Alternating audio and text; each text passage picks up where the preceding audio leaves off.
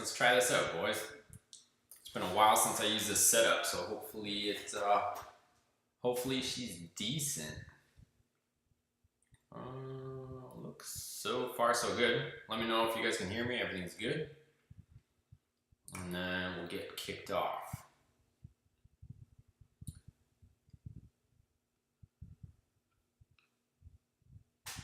So just drop a comment down below if you guys are good. You guys can hear me. We're all good.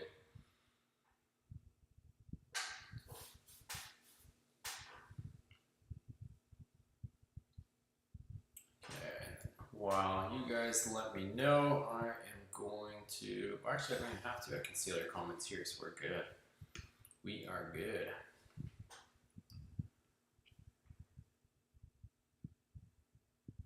Let's see, I'm just gonna close some of this out.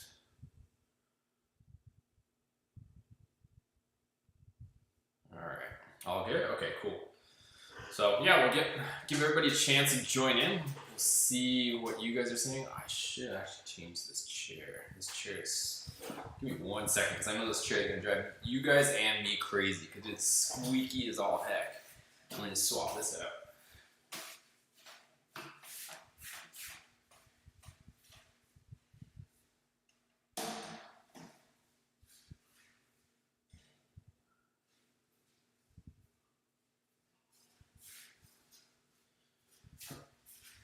Alright, I'm back.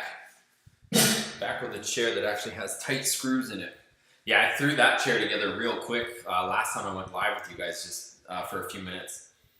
So unless you guys want to see me bust my ass on a chair, maybe I'll go get the other one. Because the other one I like literally just put it together finger tight. So every time I would like move or anything, it would just squeak like crazy. So we're back. Let me see what you guys are saying. Shop is looking sick. All that room. Thank you, sir. Yeah, it's so much better now.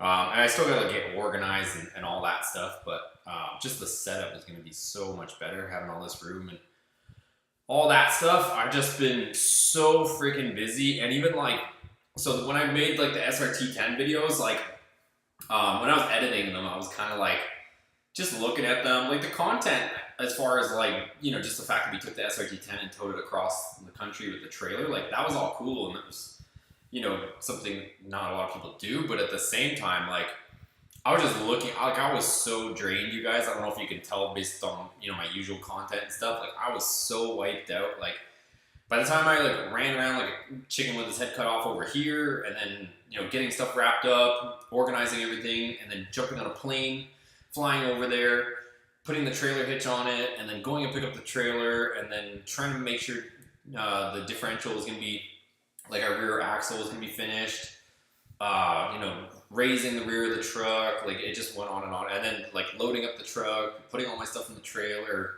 you know, in the back of the truck, and then driving across the country. Like, I was so just wiped out, like, just exhausted, like, you know, slept for, like, 1 or 2 hours inside the truck. Like, that video is just, like, I was just a walking, talking zombie, so... yeah, I'm glad that we'll be back and I can actually get back to like my normal self and videos and kind of get into a normal sleeping routine and stuff. So, I apologize for being probably a bit of a zombie and maybe a little bit boring in those videos, but I promise, things are going to pick up here. So as I get more settled, and then like today, I was running around, well, today and yesterday I was dealing with like switching all the vehicles over to this state. So that's a big process in itself. So managed to get like the Eco Diesel swapped over today, but I still got, you know, 4 more to do. So next week I gotta get all that done. So bear with me for I guess the first little bit while I, you know, run around and get everything like utilities, vehicles, like you name it, everything's having to get swapped over. So it's just it's a lot, but which is fine. It's just something I got to contend with, along with trying to keep up the usual content. So I did today film a video for you guys. Maybe, you know, in some people's opinion, not the most exciting video, but definitely a helpful one. I installed the rear view mirror, you know, the premium, if you want to call it that, rear view mirror for the Rams.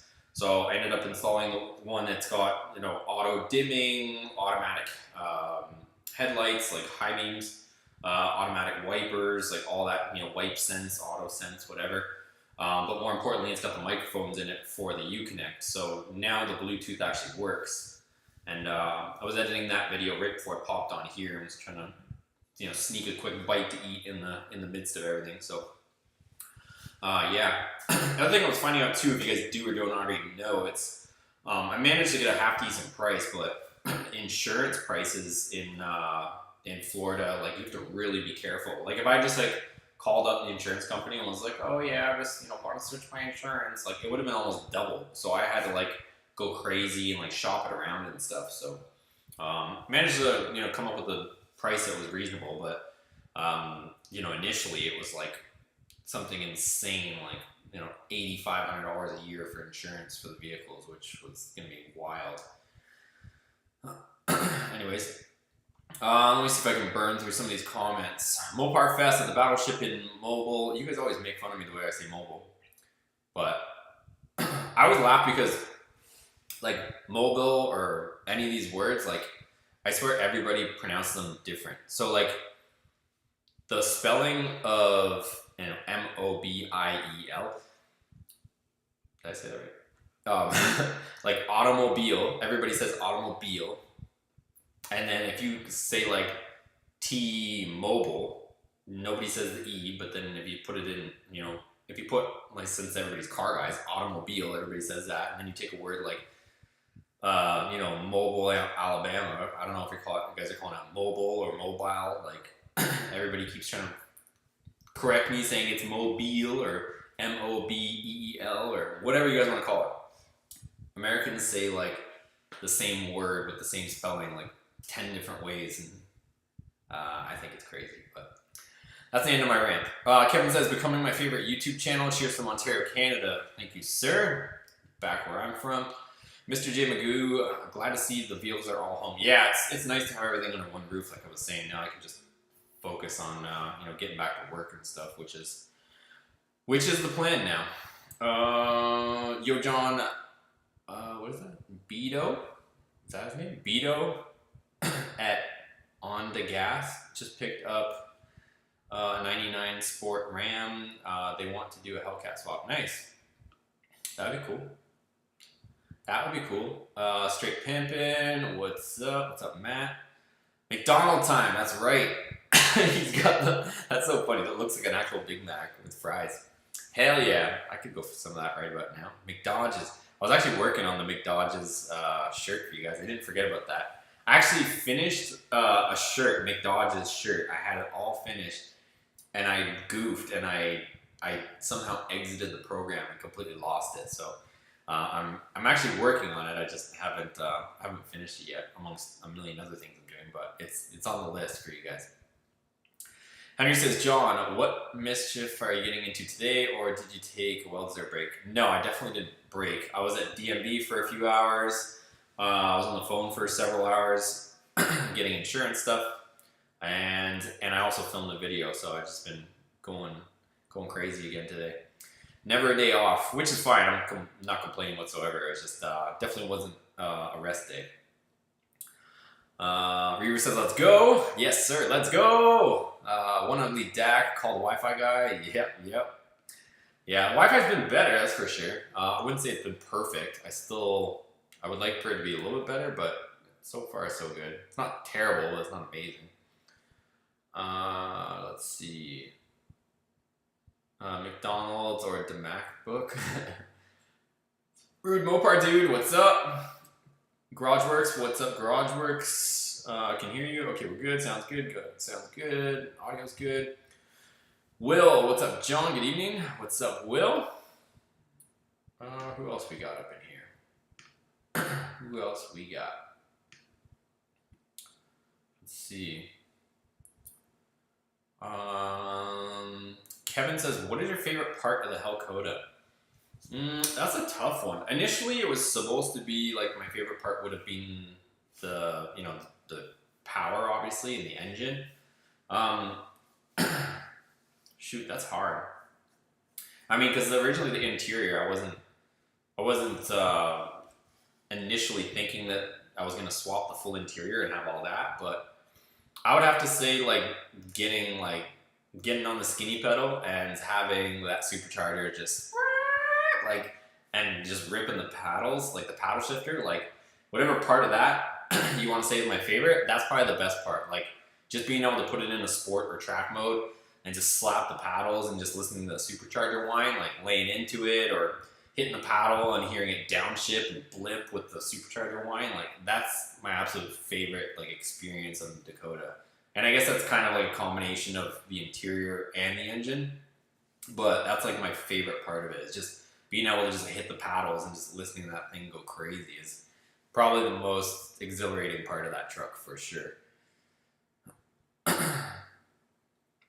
Garage Work says that was a long trip towing the Hellcoda. Yeah, it definitely was. I'm really glad that we did it the way we did because I don't know that I would have liked driving back and forth like we had initially planned. Like if I had to do 2 more trips with the truck and trailer, that would have been torture. So with the Eco Diesel with my trailer to try to get things twice, we would have had to go again and do 1 more, trip back and forth. So really glad that we just flew over there, grabbed the truck with, rented the trailer.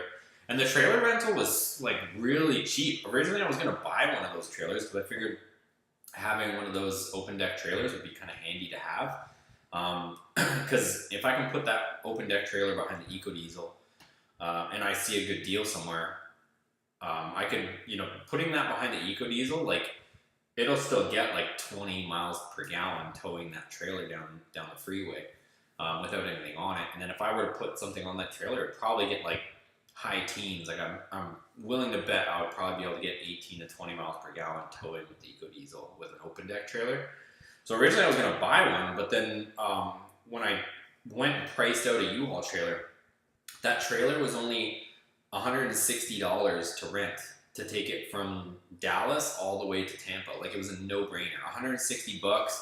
I paid an extra $70 to put optional insurance on it. So it came up to like $250 to rent that trailer. And I could have just left it at $160, but I figured, shoot, it was already so cheap. Like for $70, I'll put their insurance on it just in case or whatever, right? But yeah, it was $250 to rent that trailer and take it all the way from Texas to, Florida. So it wasn't bad at all. Let's see, what else we got? Looking a little dark. Did your TikTok dance light break? I know, right? No, I'm gonna try a new setup. I know a lot of like the bigger YouTubers and stuff, not necessarily automotive related ones, but a lot of bigger YouTubers, they have like a really cool, studio for live. So I got like this little thing, and I want to like put some like cool lights and do some different stuff. I'm also gonna get some like sound deadening and stuff in here just so it's not so echoey, but like I got like this light behind it. Look at that. Make it blue. Look at that. Make it green. Make it yellow. It's pretty cool. Maybe not pink, but yeah, I ended up getting this. If you guys are Costco members, they have, it's totally off topic, but I was trying to like hook some different stuff up. And Costco has these bulbs. You get 2 of them for $7 and some change, and they're Wi-Fi bulbs. And you can literally, like, you can talk to your phone or Android or Google or whatever you want, and you can tell it, hey, turn the light on, hey, turn the light to green, make it red, make it blue, make it whatever color you want. So I think it'd be kind of cool, like, if you guys are interested, it was like, I want to say it was like $7.50 for 2 of these LED bulbs that they're like smart LED bulbs. Maybe I didn't show you this. You can literally like change the color of them. You can have them like go to music and stuff. Like totally off topic, but anyways, I want to make this room a cooler room for doing live streaming. So all the gamers and stuff have like really cool setups. So I want to turn this into the same thing. What else we got? Where are we at? Smoking pancakes. This is good. I like your YouTube name. Will Maddox, John, you're officially a Florida resident. I know. I'm an island boy. No. yeah, I guess I have to do Florida man things now. One Fast Life, what's up? What's up? Revert, hey man, what's your contact info? There's a few ways to get a hold of me. Email, direct message on Facebook or Instagram. Any of those ways are probably the easiest ways to get a hold of me. But yeah, just send me a direct message on Facebook or Instagram. It's probably the easiest way to get a hold of me. But it depends what it is too, right? Like I get, not to be like whatever, but I get so many messages, you guys. Like I'm not even trying to brag about it. It's just, it's overwhelming for one person to, you know, do this full time, you know, try to get set up myself over here, you know, film, edit, you know, do it all. And I get a lot of people that hit me up, hey, you know, my truck isn't running right, like this happened and that happened, and what do you think? Or hey, what do you think the best type of headlights I should run? And like all those questions, you guys, the easiest way is to jump on a live stream like this, and I'll try to get to it in the comments. Or if you put a super chat on it, I'll definitely get to it in the comments. Or you become a member. I usually, you know, go out of my way to try to answer any questions from the paid members. But it's just for one person, it's so there's way too overwhelming. So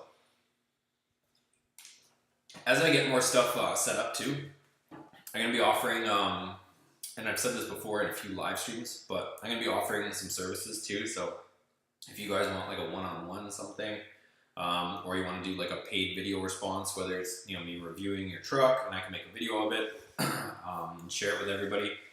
It's kind of almost like a shout out, but not just, you know, gonna randomly shout out people. But if you have like some genuine questions and you want me to make a YouTube video and you're okay with me sharing that with everybody else, you know, if you're like, hey, this is my truck, it has all these mods, you know, what do you think I should do next? Or like something like that, or hey, I've been trying to fix this problem, you know, and if I can't help, I won't, you know, obviously charge anything for that. But and I mean, I'm not talking anything crazy. It might be like $50 or something like that to make a video. If you have like a video response is what I'm going to be calling it.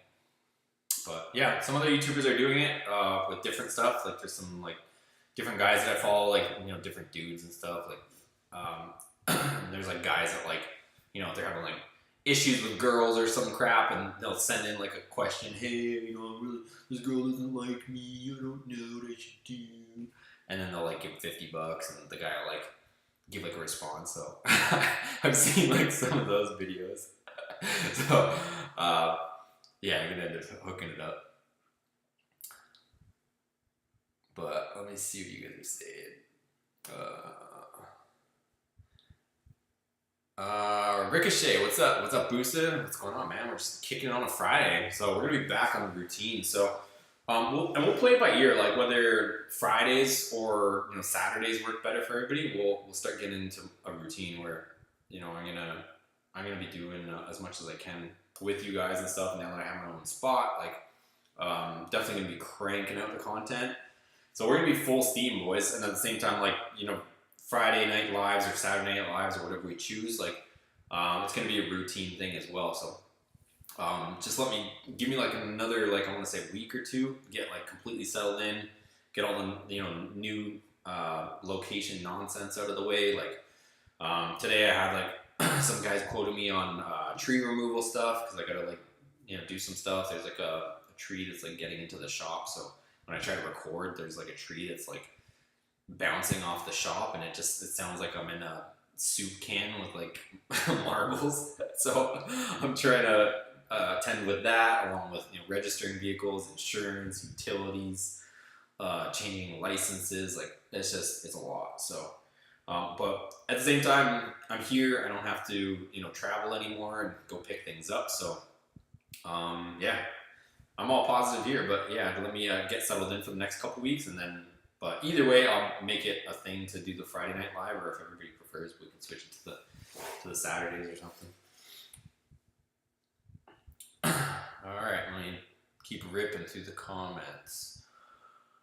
One Fast Life said I told him to contact you. Yeah, that's cool. I'm down. Kevin says, I got a V6 Dodge Ram, but I'm trying to swap a V8. How hard is it? It depends I mean, they're all swappable for sure. It really depends what year it is and how hard or easy it's gonna be. You know, I'll be the first to say it, and there's probably a bunch of guys in the comments, like, unless you got that truck for dirt cheap, and you have an engine for also dirt cheap, it's gonna make more sense for you to just sell what you have and then just buy something that's more what you want. And that, not to get too woo-woo on you guys, but that's kind of like my philosophy with most things. Like, even when I was growing up, when I was younger, I took Honda Civics and a bunch of little 4-banger Hondas and tried to turn it into some sort of supercar and went broke pretty much doing it. So honestly, it might sound like more money to buy the version of whatever it is that you want. Whether it could be you want to put a V8 in your V6, or it's you have a Honda Civic and you really want to get a Corvette. Like, don't make the Honda Civic into the Corvette. Save your money, save your gas driving the Honda Civic until you can afford the Corvette. So I personally would kind of apply that principle to your situation. And again, I don't know the full situation, but just off of what what you're telling me, I would say drive the V6, save your money, and then go out and buy the V8 version of what you got. Unless there's some sort of sentimental value, or you're getting the engine swap for cheap, or anything like I just mentioned. Darren says, "Hey John, what did you do to have Scotty Kilmer recommending or commenting on your video?" I don't know. I don't know how that video got so popular. That was the video where I think I was just reviewing. I think that was my 30,000 mile review video on the EcoDiesel. I'm not 100% sure, but and I can't remember because I've made so many videos. But it was either that or it was the oil leak that it was experiencing. But I mean, I've been parking, you guys remember the little oil leak from the EcoDiesel engine, but it hasn't dripped anything since. Like, I park it in the garage, I park it in the driveway, there's no oil drips. So the reason, or the one time that it did end up doing that leaking thing, it was like over 100 degrees, and I towed all the way back from MOPAR. Went all the way back from Dallas to California, and I did a straight haul. I never stopped the whole time. We just kept filling it up with fuel. And I don't even think I stopped for a break or sleep. I just straight hauled it. It was 100 degrees out. And I was working the truck. I was doing 70 the whole way back. I just wanted to get back. And it was maybe an hour before we were finally back. Or was that the same time? But anyways, when I got back, it was, like I said, I worked the hell out of that thing, and probably got a little warm. So, I mean, I wasn't overheating, but I just was working it. And obviously she's still running great today, but yeah, that was the only real issue I had with that thing so far, knock on wood. Will Mac says, what's cool is now you own 4 trucks. Is it 4 trucks? I guess it is. Yeah, definitely. I don't know why I have 4 trucks, but it's what we got for now. I don't know. We'll see. And I keep saying it, I really, really, really want to get a Hellcat Challenger. Hellcat Challenger, Red Eye Challenger, something along those lines. I want to get into that scene. So we'll see what happens. I might, if I had to pick one, I wouldn't be surprised if we build the Hellcat Ram, keep it for a season, and then cash out of that thing. Because I think that's the other reason why I ended up picking that vehicle specifically. So the 2014 Ram that we just got, that we're going to be doing a bunch of mods to, the single cab, blue truck that you guys see. It's super low miles. It's got 49,000 miles or something like that on it. 50,000 miles we'll call it on it. Clean title, low mileage. That's the type of truck that's gonna make sense to Hellcat swap it, turn it into something crazy, and then some rich person's gonna probably buy it, and it'll give me some more money to go out and do something else that's super cool or crazy. So once we build it, we're done having our fun with it and all that stuff, I'll probably end up trying to sell that one. And I mean, if you guys think of it, look at how much the TRX is. TRX $100K, but TRX is dime a dozen. You can go to the dealership and buy one, whereas this, you're not necessarily going to be able to go out and buy a 2-door Hellcat swapped truck. So I'm thinking right now, this is super early obviously, but I'm thinking we build it, have fun with it, and then it's something where I can sell for And you guys might think I'm crazy, but like, you know, 100 plus, whatever that might be. Honestly, I won't sell it unless it comes to that number, but you guys will see what the truck's gonna look like. It's gonna have like, you know, Hellcat seats, Hellcat interior, Hellcat engine. It's all gonna work like factory. Truck only has like 50,000 miles on it. Like, the thing is gonna be like super, super clean. So, and collectors and stuff like that, they're gonna like, that's the type of thing I could send it through like, you know, a Mecum auction or something like that. And some rich person that likes MOPAR is gonna pay an arm and a leg for it type thing. So, and I'm just saying that because this is my full-time job. So, while making content, it'll be a way that we can have, you know, more money, keep the wheels turning and get a new project. So if I can do that and I can, you know, make the videos for you guys and then have, you know, kind of like a business on the side, I guess, you know, make a business out of it, of fixing up vehicles and trading up, then that's what we're going to do. So that's the plan. But I mean, the Hellcat one, or sorry, the Hellcoda is just, there's so much work into that thing that it's not, in my opinion, not going to be as easy to do it again. With that being said, if somebody offered me some stupid amount of money for the Dakota, I would probably let it go. But that one I'm not going to be actively selling. The Ram to me is kind of just like a little bit dime a dozen. But hey, who knows? I could finish this whole project and have a totally different opinion, but we'll see. Let's see. Ashley West says, I enjoy the channel. Thank you, Ashley. Is your girlfriend moving with you? I don't know. Is it Malt or Matt?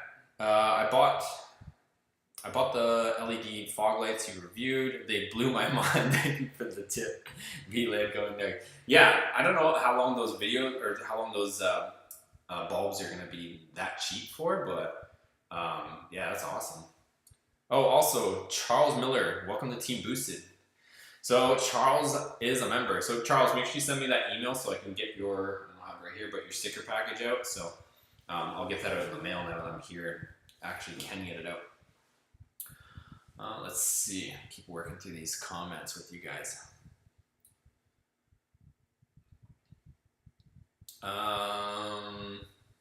Cars, trucks, whatever, Mopar, no car, yes sir. Rude Mopar. Boosted Fools, I need a 101, just kidding. Don't we all? Cars, trucks, whatever, the blue Ram is looking nice. Yeah, I'm really happy with how the blue Ram's turning out. Not that I didn't think it was gonna look good, but it's just after owning it for whatever, you know, a few weeks or whatever the period is that we've owned it so far, like, just seeing it like bone stock, like work truck, tradesman. I knew what it could look like, but finally getting it out of the tradesman look and starting to look like a sport truck, it's rewarding. I don't know how you guys feel about it, but I really like seeing the progression. Let's see. Hey from Newfoundland, Canada. What's up, Supra? Glad you got all your Texas, Florida trips done safely. A lot of driving. Yeah, no, it's definitely a lot of driving. And I like long drives, but when they're like back to back to back to back, it gets to be too much. Preston says, glad to see you made it back. Okay, when messing with Alpha OBD, did you ever have issues with the trailer brake system when messing around with the BCM? No, haven't had any issues with that ever. Super says, I think you should have Mopar month, have people send in pics of their rigs. Just a thought, it would be cool to see other people's rides. Yeah, no, we'll definitely do that. Like I said, give me like a couple weeks or so to really get set in the groove and get rid of all like the craziness that I have. And I'm still getting everything set up. I still really want to organize the shop, get all that stuff sorted out. And then once I have like just a little bit more time, then I'll get you guys to start sending some stuff in. I've done that before where actually on a live stream, people were sending or emailing me pictures of their stuff. And I was opening them live and we were reviewing them. So I would like to do that again. I think it's a good idea, and we've done it before. It was pretty fun. So Kevin says, I have a 14 regular cab short box, bare bones.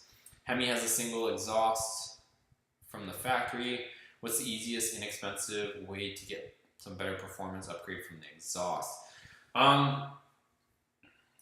Yeah, it's not like the factory dual exhaust doesn't, add performance. Like literally it's going from a single to a dual. Like you're coming out, it's going into a single, and then it goes like pretty much halfway down the truck, and then it goes back into a dual. So don't worry so much about like the factory dual exhaust versus your exhaust, because honestly performance are identical.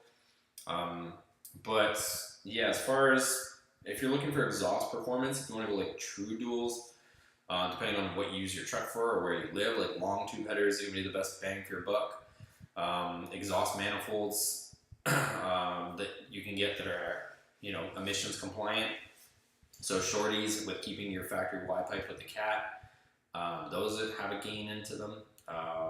But yeah, I don't know, like, yeah, I guess you could probably put a different exhaust on it, but yeah, I mean, you could put a single on your truck and, get some gains out of that, but you don't necessarily have to go like dual to, like I'm saying, if you're going from a single, splitting into a dual, or you just stick with a single muffler, a performance muffler, you're going to get the same benefit regardless. But don't expect like huge performance gains out of a muffler. It's mostly just sound on these trucks that you're going to be seeing. If you go the full exhaust, again, different story. But if you're just talking about sticking with the factory manifolds and Y pipe and all that stuff, if you just put a muffler on it, you're really just gaining sound, if anything.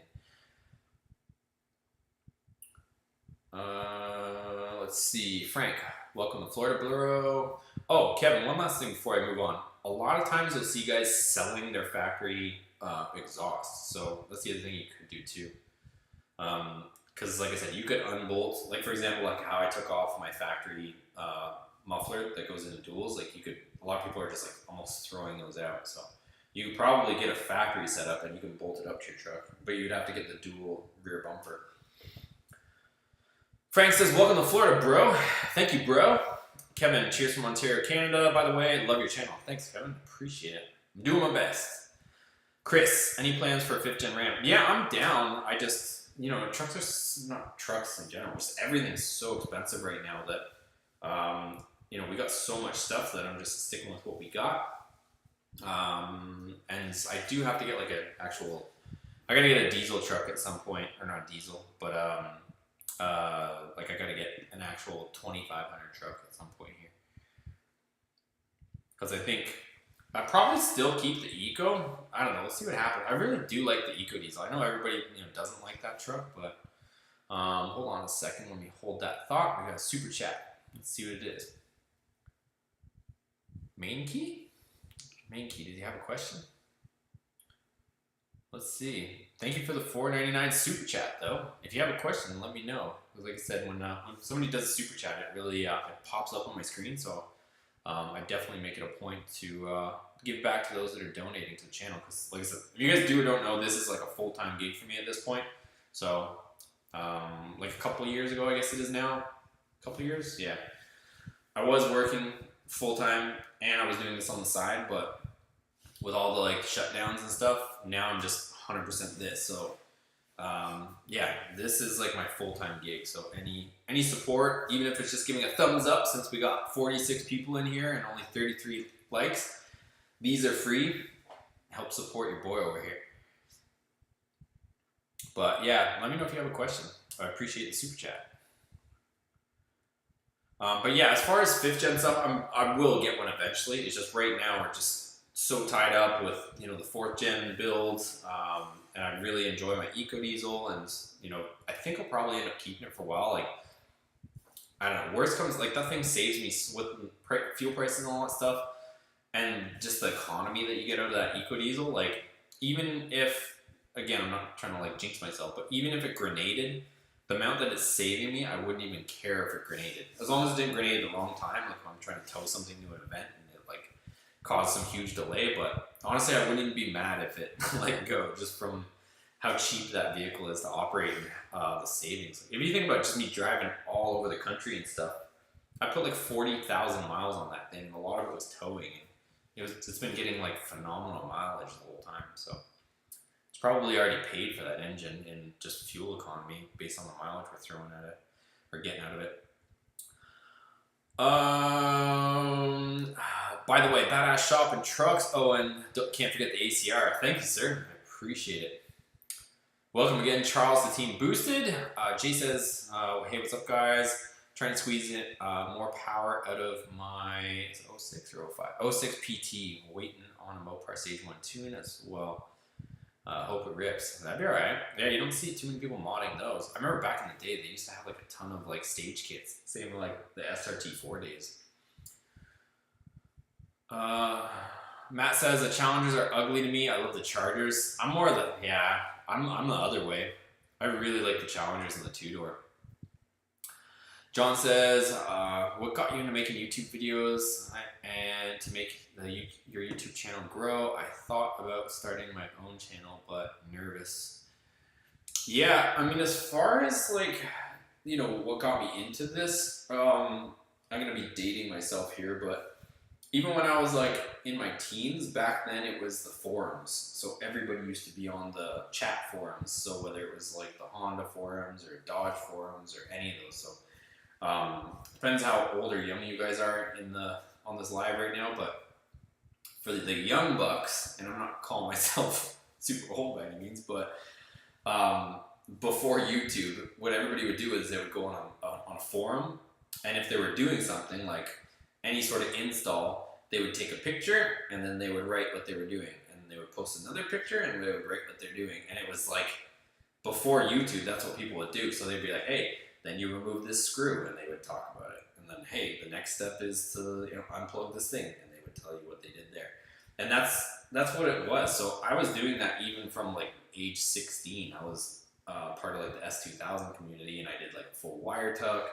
And that was, shoot, that was a long time ago now, but you know, we're talking like over 16 years ago. But I ended up building a 4-cylinder Honda, the S2000, that made like 700 horsepower. It was turbocharged with methanol injection and all sorts of crazy stuff. And I documented the whole build on the forums. And then as YouTube started, I got super busy and I got out of the cars scene for a little bit. Started saving money, you know, ended up going to university, all that stuff. And then I got back into the car scene once I got settled in down here. Ended up picking up the Viper, and I thought, hey, you know, I'm gonna, you know, start playing with cars again. I got the Viper. I'll start a YouTube channel. And I thought having the Viper was gonna make my YouTube channel go crazy. A lot of you guys know this story, but I know there's a lot of new people. But I started posting videos on the Viper, and it didn't do anything. Like, it just didn't do anything. So I want to say like I took a summer off of YouTube for a bit, and then I ended up picking up the 2014 like Ram, the 2-wheel drive one, and we ended up doing a bunch of stuff to that, and then the channel started going crazy from that. So I just kept with it, and that's how this thing kind of turned into a Ram channel, I guess, is because I was like, how to take your headlight off, you know, how to do this, how to change this light bulb, and all those videos started going crazy.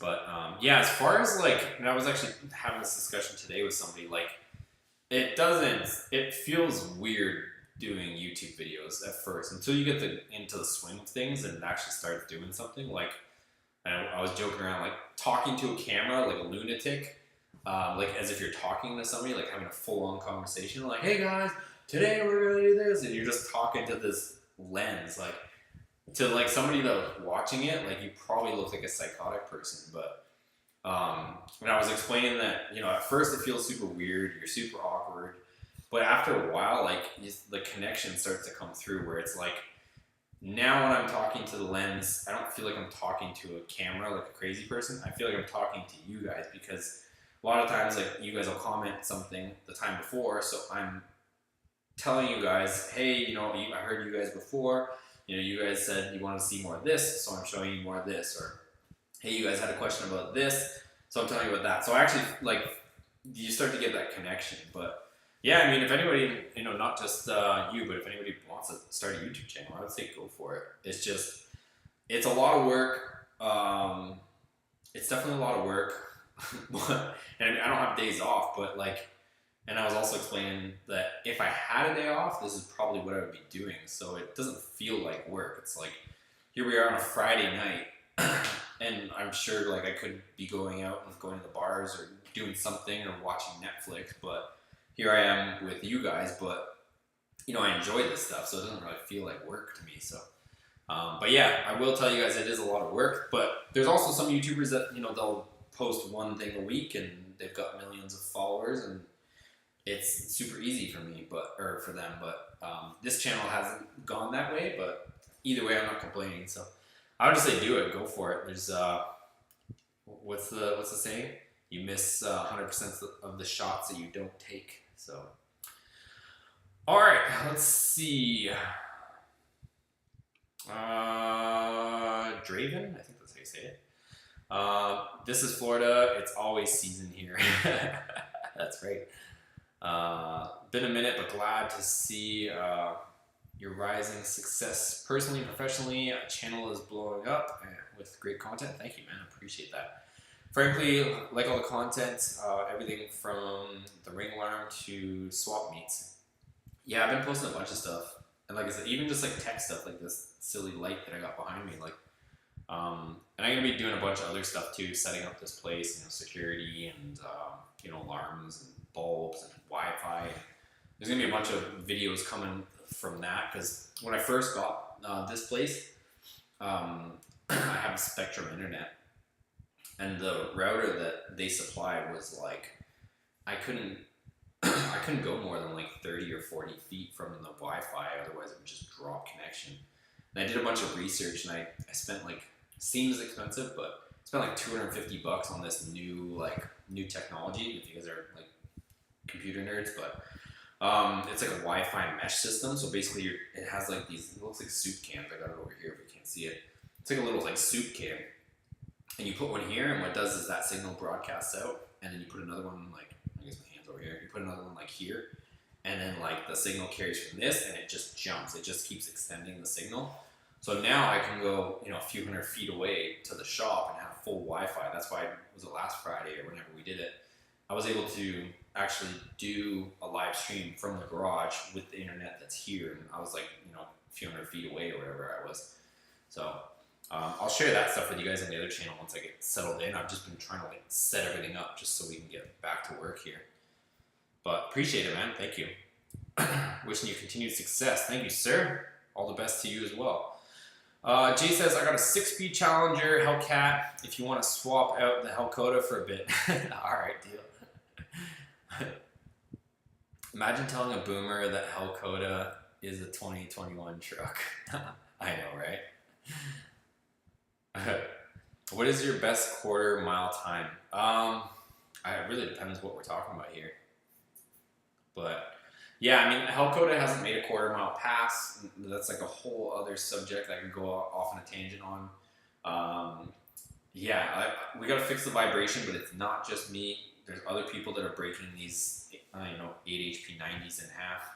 So it's not me that's just breaking these transmissions, but I got to make sure that that's all good before we even think about doing something like that. And I'm got to think about my own safety too. I'm not trying to be like a wuss or anything, but having a transmission explode doing like over 100 miles an hour is just like asking for problems. So I'm not trying to end myself here. So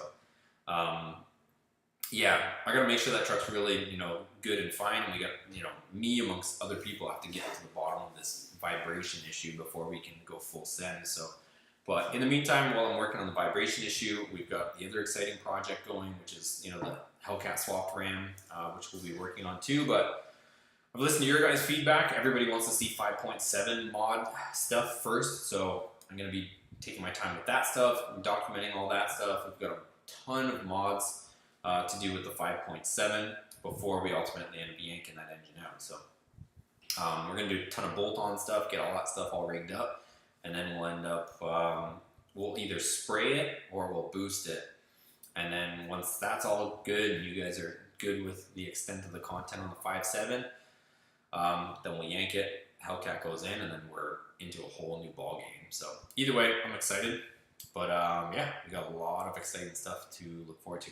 I think this weekend, just so you guys kind of know what's on the agenda, tomorrow the video for the rear view mirror, so that, you know, if anybody wants to upgrade their truck and have full factory Bluetooth. You guys already saw the stereo upgrade, which I did. So we installed a head unit into the Ram that has a factory Uconnect with a Bluetooth, but then we didn't have our microphones. You could call somebody, but they couldn't hear you. So This video is going to be the part 2 of that. So if you use the 2 videos combined together, you can have like budget factory Bluetooth in your truck. So that video is coming tomorrow. And then I also want to start working on the rear axle. So my buddy Jason, who is, if you're watching, I still got to send you some money for rebuilding the axle, but whatever it takes transmissions, sent us all new bearings for the failed axle that, or rear end, whatever you want to call it, assembly that was in the EcoDiesel. So that's all freshened up. Jason put all new bearings and everything in it. So I got to put that rear axle back into the EcoDiesel so that I can take out the built axle that Jason gave me so we can put it in the blue truck. So I might try to start working on that this weekend, at least one half of it. So I might yank out the built axle out of the EcoDiesel and put in the stock rear end into the EcoDiesel. That way I have the built axle out to be ready to put into the blue truck. So that's what I'm thinking about working on this weekend, at least getting the factory axle back into the EcoDiesel and taking out the built one, because then I can drill the brackets. I think I'm going to do it outside of the vehicle. It'll be way easier. Put on our illicit no-cut brackets, and then I can put that axle into the blue truck, and then all of our suspension geometry should be back in the spec. Let's see, we got a super chat. Fireface, $10. This is to help for more builds. But really, how did the Texas humidity feel when you came over here? He's laughing. Yeah, I mean, it's definitely a lot more humid over here in Florida than Texas. That's for dang sure. So the other thing too is like, I don't know if it's necessarily like humidity or what, but like, luckily all my stuff is gonna be stored inside. But there's like, just things that I'm noticing like being here more. So, for example, like you have to like your concrete, you have to like pressure wash it every once in a while, because if you don't like I don't know if it's like mold. I guess it's mold. Like it will like form like black on your concrete. So like, and even like the shop, like you gotta pressure wash it. Otherwise you'll get like mold or moss or like pollen or something like all caked to it. So yeah, and obviously like having the high humidity, like that stuff's just like growing like wherever it is, that mold or mildew or whatever. So yeah, but I don't think there's that problem in Texas. But yeah, I mean, I'm not complaining about it. We'll see how she goes. One thing I do want to make sure is, initially, like right now, I'm just happy to have our own shop. But at some point, I do want to get it climate controlled, so that not just for, I mean, part of it's for like the comfort of working in it, like having obviously climate control, like having AC when it's 1,000,000 degrees outside. But more importantly, at least I think, is having it climate controlled so that your stuff doesn't like have that moisture on it. So like, things don't start corroding or rusting and stuff. Because when you have that high humidity, like carrying moisture, I'm just going to assume that things can rust. Because there's things that are outside that,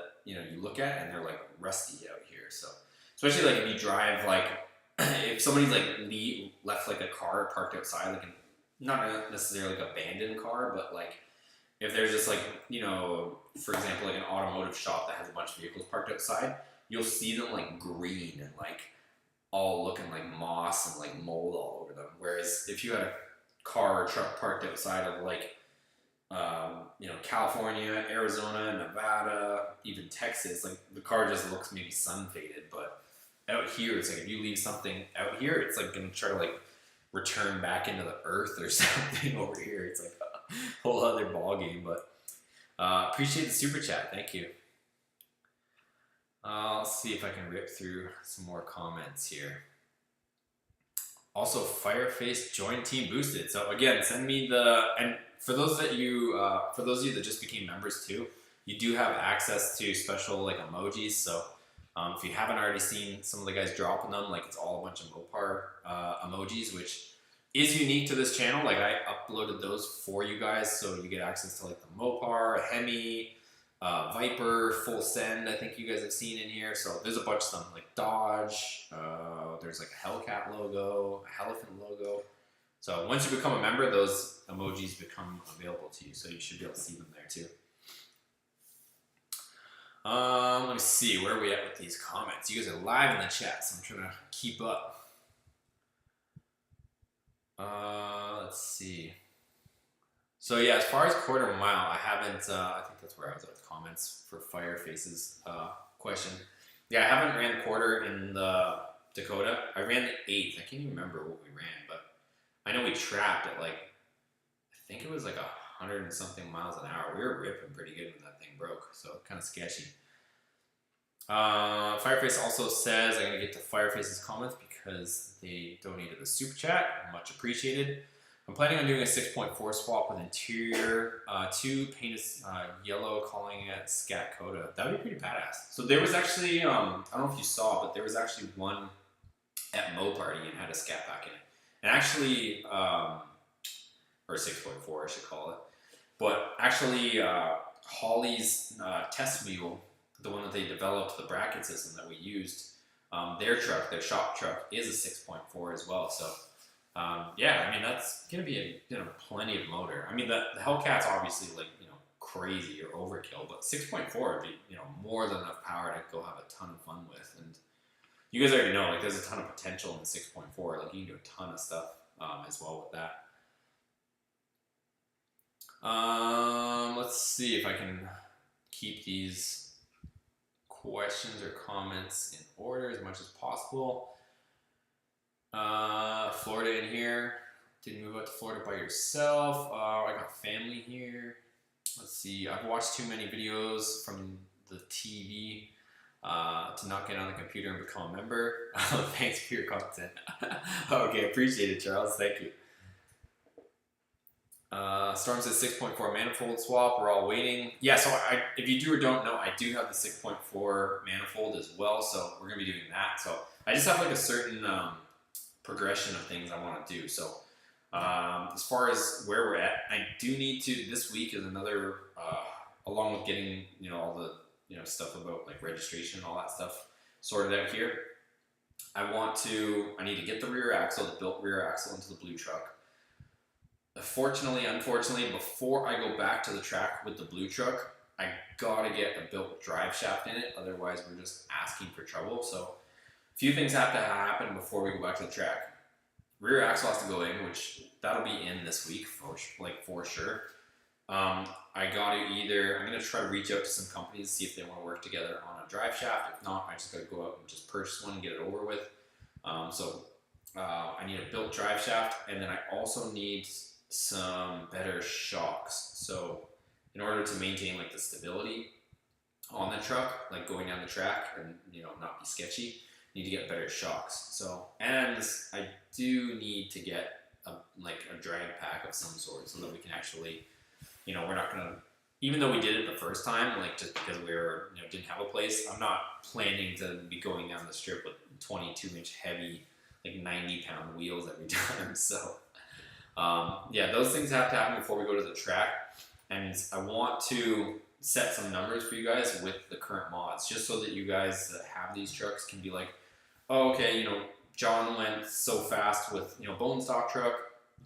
And then if you install, an intake, you go this fast. If you install the intake and the bolt-on muffler, you go that fast. If you install the intake, the muffler, and a can tune, like with a tuner, you're gonna go this fast. So kind of want to set that for you guys, and then the next step would be, okay, and then if you put on Hooker Blackheart exhaust manifolds, you're gonna gain a little bit more, you're gonna go this fast. So I want to do all that stuff for you guys.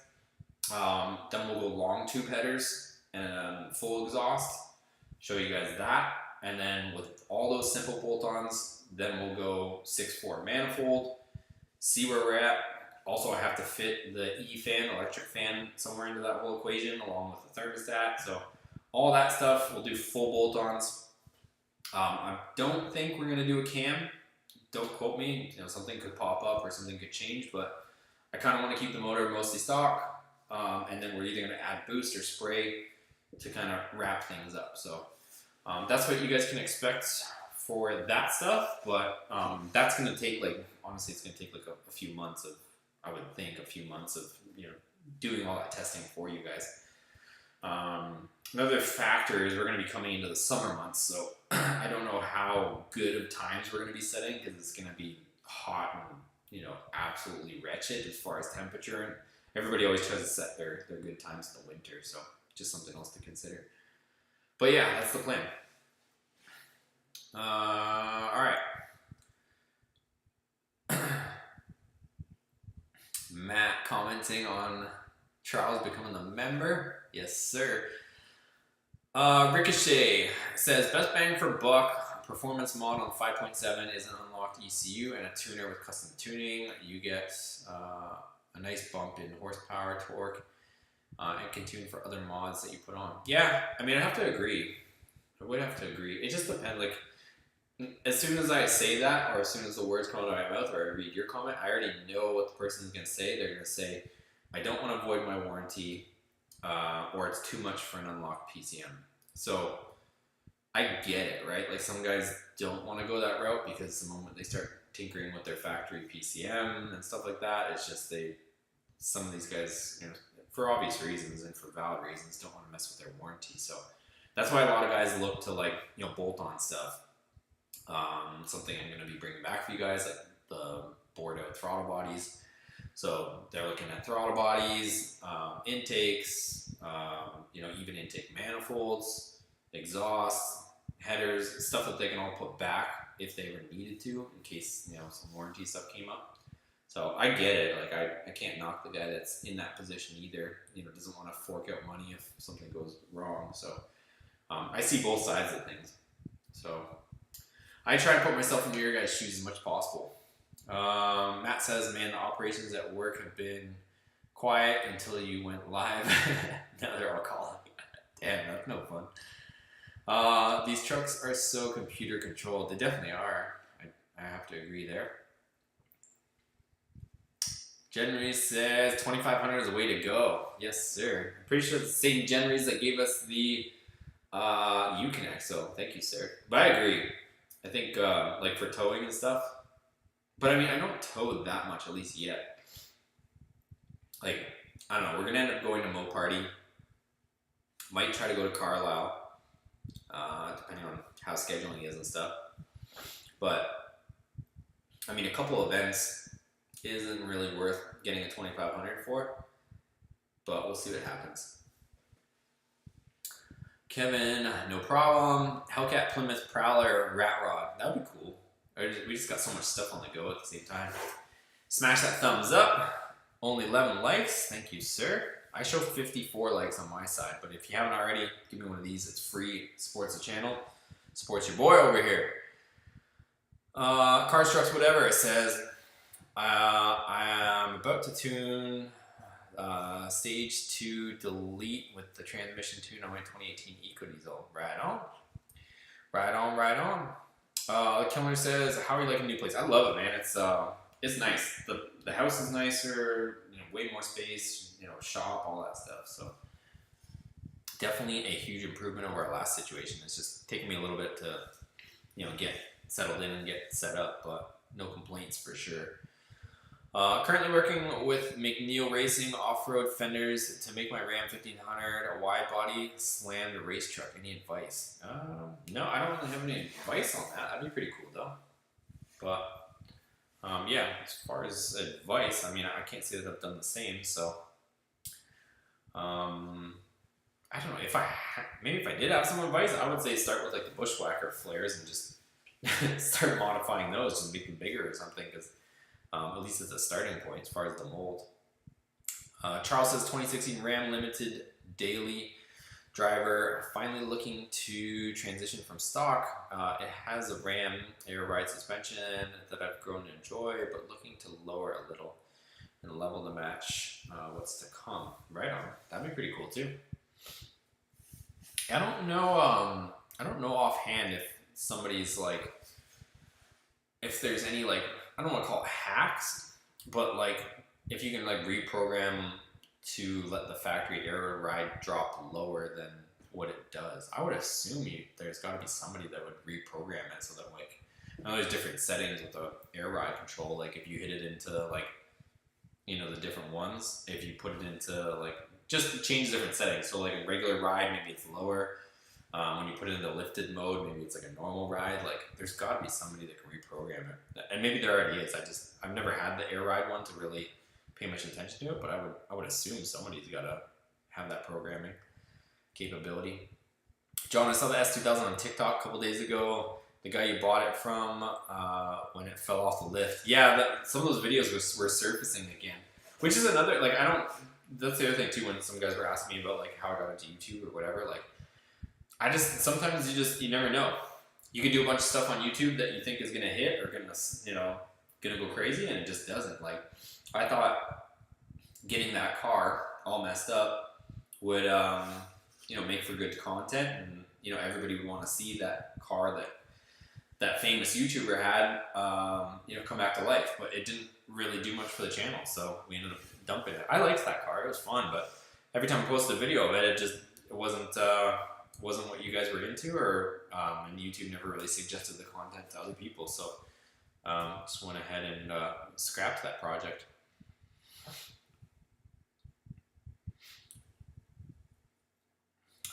Getting my motor rebuilt 5.7 with headers, thinking about a bigger throttle body and new air kit. Might do a 6.4 intake swap, but not sure. That'd be alright, do it up. Draven, have you looked to see if a built 727 transmission will mount to a Hellcoda? Also, Monster Transmission is located in Brooksville, 2 counties north of Tampa. They might be able to help.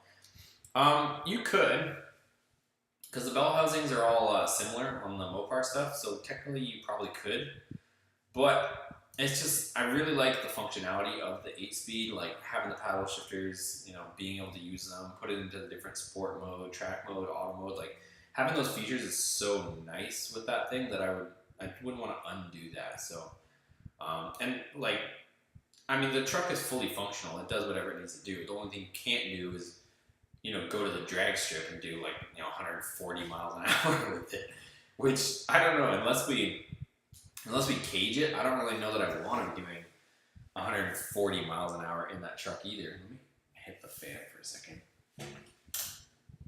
Ugh, I feel like my eyeballs are drying out with this fan going on. But yeah, I don't know that I necessarily want to be going that fast in that truck until it has more safety equipment in it either, so we'll see. Sunshine all day says, hey John, glad you made it back with no issues. Me too. Tabo, love the channel. Any plans for the EcoDiesel muffler exhaust? See, the funny thing is with the EcoDiesel, like, you could still like not tamper with the emission system, and it still runs the same muffler system as the gas trucks. So it still has the same muffler, like the dual muffler, factory muffler, the gas trucks, like the same muffler that we swapped out on the blue truck is the same muffler that's on the EcoDiesel. So technically speaking, you could take like a gas catback exhaust and put it on the EcoDiesel. But with that being said, that thing's my daily. It's not something that I'm trying to go fast with. I'm really not trying to make it like sound all cool or anything. Like, I really enjoy the comfort of the EcoDiesel, just jumping in it. Like, we already got so many other crazy vehicles that, like, having at least one that I can just jump in, it's quiet, it's comfortable, it's reliable, it's not trying to make a racket, it's just, you can just have a little bit of peace in your life. That's what the EcoDiesel is for me. So, could I do it? Yes. Am I going to do it? Most likely not. There's, I did see, what was that guy's name? Ryan Mayer. He ended up putting an exhaust system. I also think he deleted emissions and a whole other whack of stuff on an EcoDiesel. I watched the video. It actually sounded pretty decent. And he was even, because he's like a Cummins guy or whatever, but he was even like commenting on how good the EcoDiesel sounds with an exhaust system on it. So, but yeah, I just personally wouldn't do it to my truck, like, especially when I'm spending, like, you guys have already seen me, like, 17-hour trips with the EcoDiesel straight. Like, the last thing I need is for the thing to just be like, rah, like, just making that constant noise. It's nice just for it to be quiet for long trips, which is what I use it for. Long trips and daily, so that's keeping the vehicle's purpose intended. Lawrence, get some sound dampener. Audio is echo. Yeah, so give me some time, you guys. Give me some time. Which I literally just got internet, so I'm working on it. We'll I mean, the other thing too is it's not so much the walls, it's we got hardwood floors here, so I'm gonna end up putting like a area rug in here so that we don't have echo and all that stuff. But again, give me some time, boys. Give me some time. Just trying to get sorted out here. Fireface with the emojis. There you go. So Fireface can pretty much see like he's demonstrating all the emojis that you get when you become a member. You get all those. Bronco fan, what's up, man? Chad, have a 2015 Charger Pursuit all-wheel drive 5.7. Want to put a Hellcat supercharger on 5.7. Live in Cape Cod area and been talking to someone who does them in Chicago. Nice. That'd be pretty cool. It's an ex-North Carolina police car. It was a lieutenant's car. It has a pavement package. It pulls violently. Nice. Jay says, do you have any plans on trying to collaborate with the Freedom Factory crew? I mean, I'm just a small YouTuber. Would it be nice? Yes. Would I be up for it? Yes. But yeah, I mean, I'm sure like we'll get there. But I mean, they're like, we're 100,000 and they're, I don't even know if he's at 2 million or how many millions he's at right now. So I'm just a little guy compared to those guys. But yeah, I do want to be making it up to those events. It would be awesome if I was able to participate in one at some point, but I'm not like by any means just like expecting just because I live in the area that all of a sudden I'm going to be doing that. But yeah, that's definitely the goal. Try to make an appearance and try to just keep doing our thing, and hopefully we'll get into a position where we can go down there, or whether it's collaborate or get into their events or any of that stuff. So I'm all for it, but again, I'm not oblivious to the fact that they're way bigger than I am, so you can't just assume that they're going to want to do stuff initially. So yeah, I'm just going to keep doing our thing, and we'll see how far this gets us, and we'll see what opportunities present themselves. But either way, lots to look forward to, you guys. Like all the different vehicles we're building and just the different plans I have, like this channel is going to be turning up quite a bit, so I'm excited for what we got coming. Chad says, it's not a lot of MOPAR help in my area. Yeah, I mean, depends where you're at, right? So that's why a lot of us, join onto YouTube and join different forums and groups and all that stuff, so that's kind of where everybody's hanging out. Let's see. How's the ride on the Belltech drop on the Ram? Thinking about getting that kit without shocks and getting QA1s for shocks. And thanks for sharing the VLAN headlights with us. I got a set and loves them. That's awesome. John, out of curiosity, did you buy them through Amazon or through VLAN's website? Because I'll let you guys know in a second what's going on with that. Charles says, full disclosure, the air suspension is the only time I venture beyond your channel for content. My immediate need is the headlight replacement. Are you still liking the VLANs? Yeah, so I'll talk a little bit more about the VLAN in a second, because I know you got another question to do with the VLANs. Pablo says, what's a good cam for the 5.7? Shoot, I mean, that's such a loaded question. Depends what your goals are, depends what your budget is. Yeah, and I mean, it depends a lot. Are you towing? Are you not towing? Do you have other supporting mods? Like, your best bet for making sure that you get the right cam is to work with a tuner. Because no matter what, if you get a cam, you're going to have to get somebody to tune it. And usually if you get a cam and then you go to a tuner, the tuner is going to say, why did you get that cam? It doesn't matter what tuner you go to, everybody's going to be arguing. You shouldn't have done this, you should have done this, you should have talked to me first. So find a tuner, talk to them, see what cam they recommend for your setup, and then go from there. Ray, do you plan on doing a Hellcat oil pump swamp with a 5.7 Hemi? Saw a video on that from a YouTuber called Reignited. Yeah, no, Reignited actually reached out to me. I mean, I've seen people do it. I get it, but I don't think it's, and I don't know, people might hate me for saying this. I won't say it's necessarily a necessity. Like, you know what I'm saying? Like, a 6.4 engine doesn't have a Hellcat oil pump, and it's not like a 6.4 has like a ton of issues. So it's not like you have to do it. Will you have higher oil pressure? Sure. Does the Hellcat require more oil pressure? Yeah, but it's also making like, over 50% more power than the 5.7 is. So, yeah, I don't think you necessarily need to do it.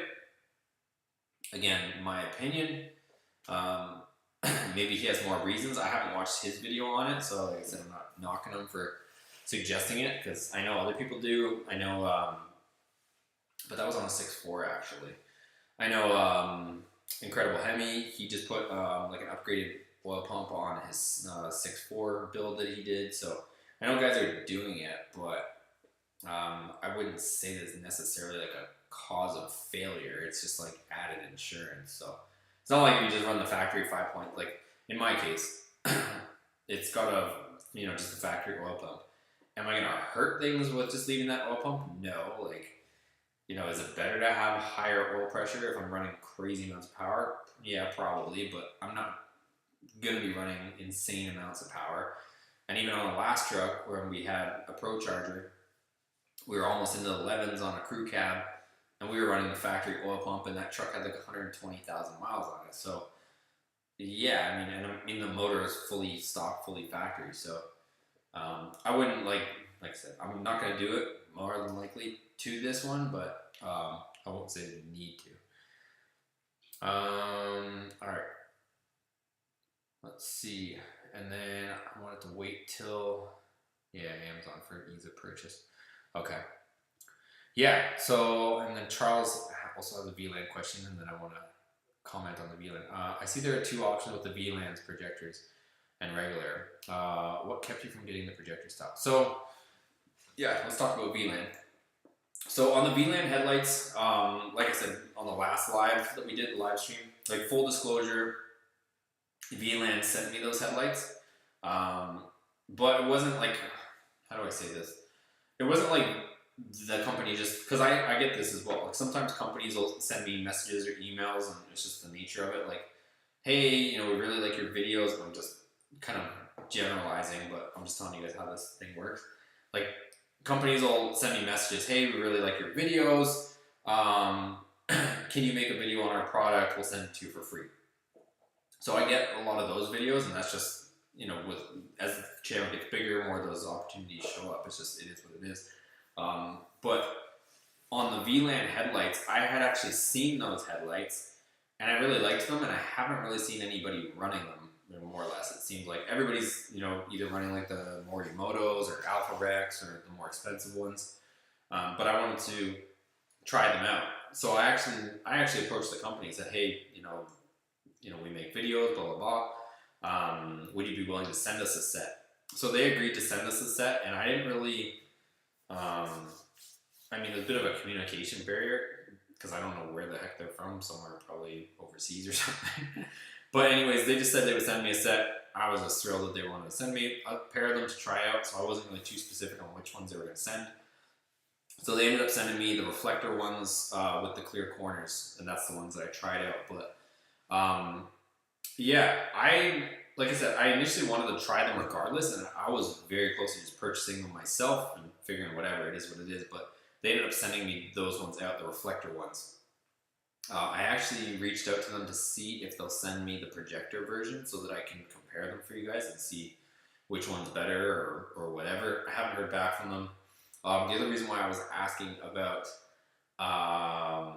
John Toad, whether he purchased them from their website with the discount code or through Amazon, was because, and I disclose this to you guys. So this is like for me, this is my income. So this is how I make a living. So usually through the Amazon stuff, like Amazon will pay me a commission for certain items. So when I say, hey, I use this or whatever, and I link it, Amazon will give me, like a small little fraction of whatever the amount might be. But over, hundreds of videos at this point, or I think we're over 1,000, every tiny little, few pennies here, few pennies there, it all adds up to being, something worthwhile at the end of the month.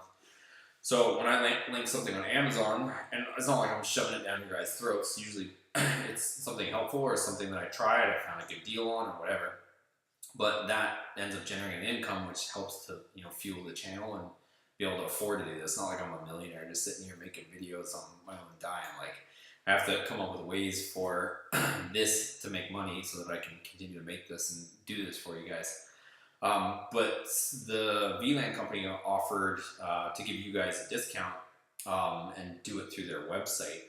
But I've seen like probably like 15, I want to say like at least 15 transactions go through, but I'm only seeing a few registering. So what I mean by that is it's telling me, I keep getting notifications that like at least like 15 or 20 of you guys have bought the headlights through their website, but it's saying that I only like sold 3 of them.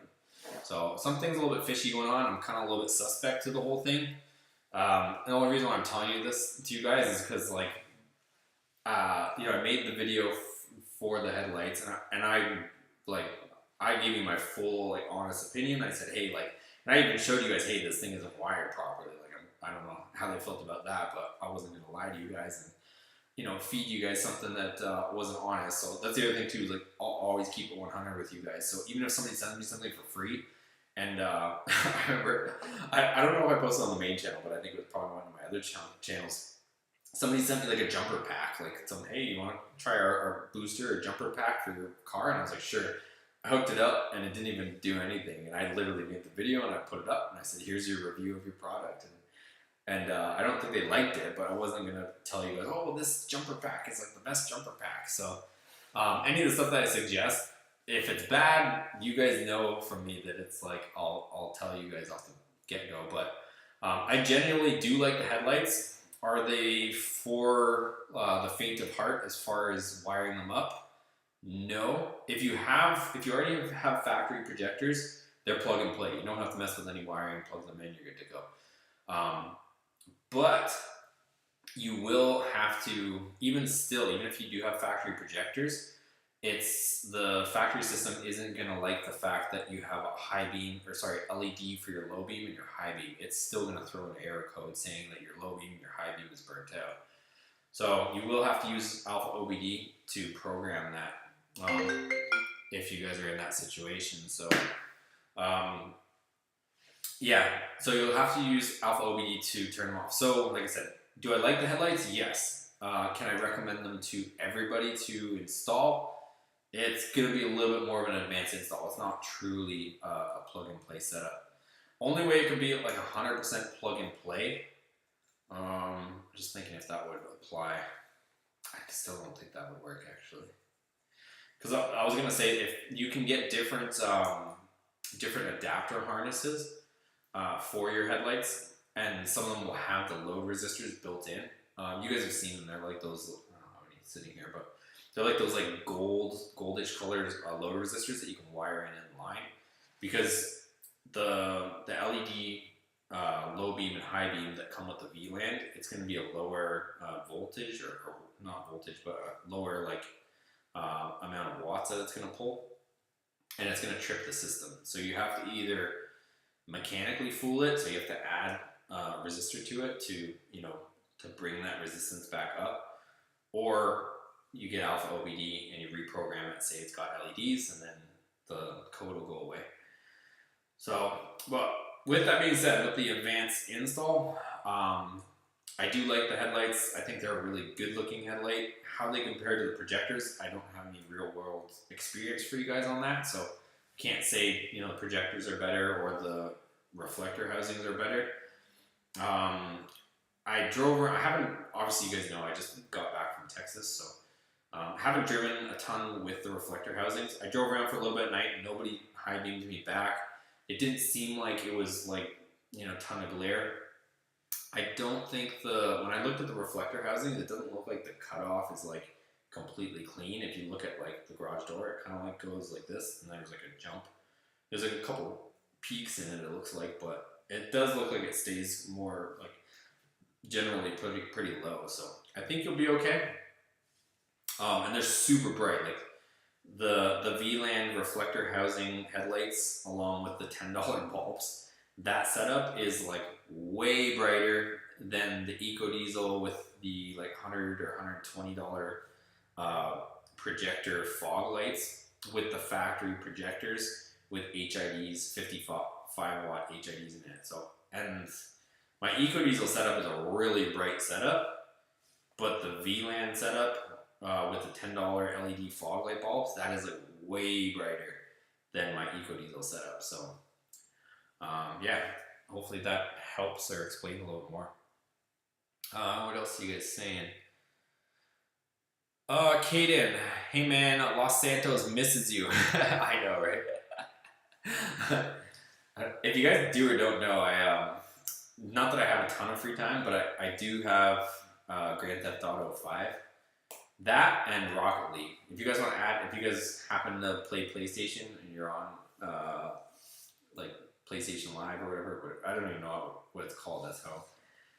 That's how much I play it. But my username, I'll actually type it here. Hopefully I can. It's Boosted Motorsports, but I couldn't fit all the letters. Boosted. Let me see. Motor. SPTS. I think that's what it is. I think it's missing like an O and an R. So I put it in the chat. Boosted Motor SPTS. If you guys search for that on PlayStation online, you guys can add me. If you end up playing Grand Theft Auto 5, which there are a few subscribers that follow me here that I actually play with online. It's pretty fun. We can go and rob banks and do different stuff on Grand Theft Auto. So if you guys have never played that game, if you're a car guy, it is pretty funny for some pastime or downtime. So if you guys happen to play it, go ahead and add me. Like I said, I put my username. It's Boosted Motorsports, but the spelling is like, I think it's missing the O and the R because I didn't have enough letters on my username. Let's see. Let's get through a few more questions, and then we might wrap it up here because we've been ripping for an hour and 20 minutes. It shows me. Matt's back. Let's see. Amazon just for the ease of purchase. Yeah, I don't blame you. So based on what I was saying with that, I'm gonna wait and give it till Monday. I might end up just linking just strictly the Amazon thing because I don't know what's going on with their link as far as their program.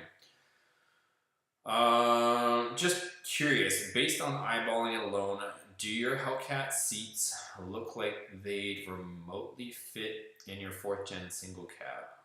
I know it'll be custom brackets, but are they even sized for the width? Yeah, like I don't. I guess I'll get you up to speed on that. So that's another project. I might actually tackle that one this week. So I don't know if you know, Jonathan, but those seats that I purchased, the Hellcat seats, those are for the single cab. So those are going in. So yeah, the whole point of me picking up those Hellcat seats was to put it in the Ram, the single cab Ram. So I'll be making that video for you guys soon. Might be this week. You never know. Depends how far I get with the axle stuff and everything else I got going on. But yeah. Let's see. Terry. Hi, Terry. Terry says hi. Lawrence, your links to Amazon. I have gone there, and every time the product is sold out, says currently not available. Yeah, Lawrence, give me I guess whenever you see that, just drop a comment on that video and be like, hey dude, like link doesn't work or it's broken. Because not trying to like brag or anything, but a lot of times I'll post up like these things that are like good deals and stuff, and a lot of you guys like will like flock to it, and it'll end up selling it out, and then I'll have to go in and I'll have to find a different source, and then I'll update the link for you guys. So that's happened a few times or something where I'll link something and then it'll end up selling out, and then another supplier or a carrier will have it, and I'll have to go back and update it for you guys. So whenever that happens, feel free to call me out on it. Just comment on that video, hey, the link doesn't work, and then usually I'll see that and I'll reply to you, okay, I fixed it, here's a new one. So just let me know whenever it happens. Like I said, don't be afraid to shout it out. It's not gonna offend me. I'll fix it for you guys. John Toad. Yeah, I had projectors factory and they were plug and play besides the Alpha OBD programming Amber Sweep turn worked fine, way better than the factory projectors with halogens were. Yeah. Yeah, no, they're super bright, the VLANs are, and I really like the look of them too. I don't know, see, this is the funny part, John, is I don't know if after making that video, I think, I don't know what it's at right now, but let me see, it was over like 20,000 views at one point here, so don't hate me if everybody ends up having those headlights pretty soon. I would not be surprised. Let me check real quick. Because I know last time I looked, that video was over 20K. You guys are really liking those VLAN headlights. Let's see. Yeah, it's almost at 30,000 now. So like I said, it's going up like 10,000 more views on those VLAN headlights. So do not be surprised if everybody starts running those. So yeah, that's what I'm saying. So like I said, not for nothing, but I'm pretty much just connecting the dots. So like I said, they wanted me to link their website so you guys can go over there and purchase them over there, but they're telling me that only 3 of you guys have purchased them, which is absolutely not accurate. So like I said, it's a little bit of a bummer because I really wanted to give you guys the discount over there, but I already know you guys support me, so if they're gonna burn me on all those sales that I'm pushing their way, then I'm going to end up I guess removing that link. So I think I'm gonna drop that link, and if you guys can do me a huge favor, if you guys are interested in the VLANs, feel free to like hit me up, ask me any questions about them, but at the same time, if you guys can do me a solid, use the Amazon link. And this other thing too, actually I also want to mention this, use the Amazon link, and when you go there, because I did this, I purchased the taillights for the Ram with my own money, the LED ones, and when I purchased them, Amazon actually will give you, I think, like a 2-year warranty, and it's like $20.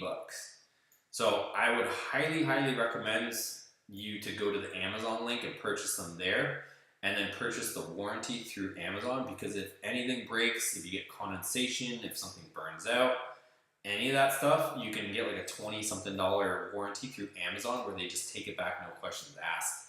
So that's what I did when I purchased my own taillights for the Ram EcoDiesel, the LED ones, and I would highly recommend you to do that. So I'm going to, probably after this video, I'm going to switch it up, because like I said, I've probably sold a ton of those headlights already, and they're telling me I only sold 3 pairs, so I highly doubt it. So like I said, grab them from Amazon. It'll help me out tremendously, and at the same time, you can get Amazon's third-party warranty with them, and it's like a no-brainer. It's like $20 extra, and you can give them back if anything ever happens to them. So that would be my suggestion. If I was going to go out and buy them, I would do the same thing. Get the third-party warranty. That way you're covered.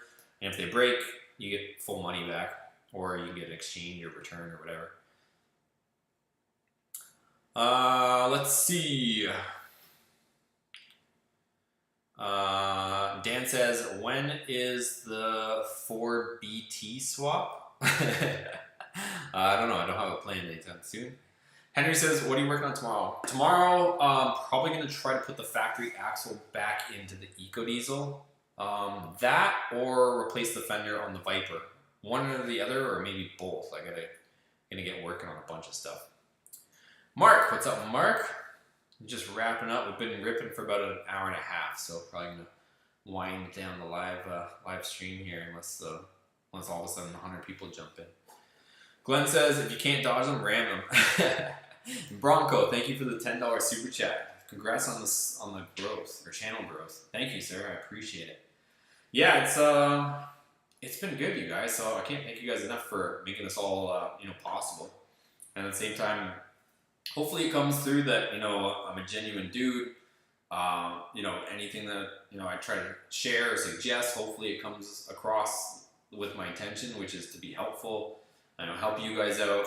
While at the same time I'm having fun doing it. So I'm sharing stuff with you guys, trying to save you guys money on stuff, showing you guys some new cool stuff that you can do on a budget. Also showing you guys stuff that you can do to make more power. Like, I don't know, just kind of give you guys a balance of everything. So I know some YouTubers might only show you a bunch of cosmetic stuff. Some of them might show you only performance stuff and drag strip stuff. I'm trying to do a balance of both. Make things look really good, but also, performance. Maybe we haven't in the last like 6 months or so done like performance stuff as much, but with the Ram project, we're gonna get right back into the performance stuff and be at the track a bunch. So, yeah, lots of cool stuff to look forward to. I'm excited for what's going on and what's to come as well. Brian says, "Love the channel, man. I'm glad you finally found your home and workshop. I can't wait to see what's coming." Yeah, it's gonna be crazy, you guys. Like I said, give me like a couple more weeks or so to really get settled in. I still don't, I haven't even. This is the funny part. I've pretty much been away more than I've been in the house. So I've ever since I've owned it, I've pretty much been gone more than I've been here. So give me some time to get settled in. Not that I'm gonna go missing or anything like that, but I'm still gonna be producing videos. But at the same time, I'm trying to do a balance of still working but still getting things set up. But once I get things fully set up, then I'll really be able to buckle down on devoting all my time to the projects. So once I have that, once the shop's fully set up, once the house is fully set up, which not that I need a whole lot, but for example, I don't even have a couch or anything like that. So the house is just the house is a bed and a kitchen and an office right now. So I do want to get things a little bit more set up so it's a little more comfortable. But yeah, so once I get the house set up, the shop set up, then we can just focus on when I wake up and I start my day, I only have to work on the projects. I don't have to try to set up internet or try to set up insurance or try to set up this or that or the other thing. It's just projects. So should be I would say another 2-3 weeks until I get to that point, and then we'll be full steam, boys, on just working on stuff, which I can't wait. And I want to get the shop more organized too, right? So I still got to get all my stuff sorted out, get everything organized in the shelves. There's still a lot of totes and stuff that are just full of my stuff that I haven't even unpacked yet. So looking forward to getting all that stuff organized as well. Henry says, "I'm hoping the drive shaft shows something wrong so you can full send the Hellcoda." Yeah, no, I don't really care what it is, what the issue is. If we can get to the bottom of it, that would be, preferable. I have my suspicions on what it is. I don't even want to say it because there's an absolute lunatic that's probably watching.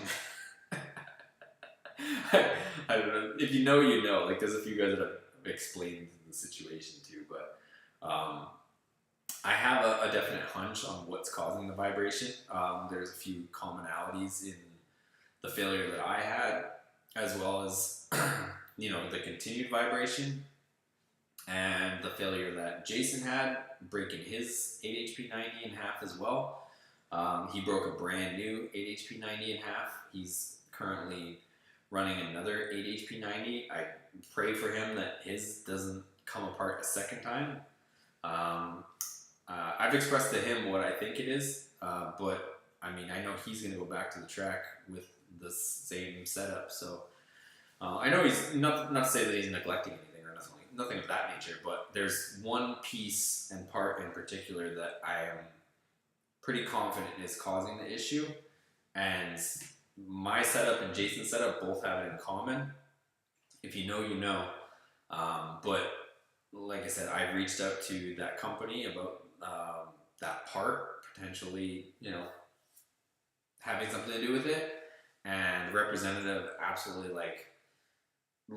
completely lost it. So I'll leave it at that. But once I find out if that is the culprit, I'll fill you guys in on that.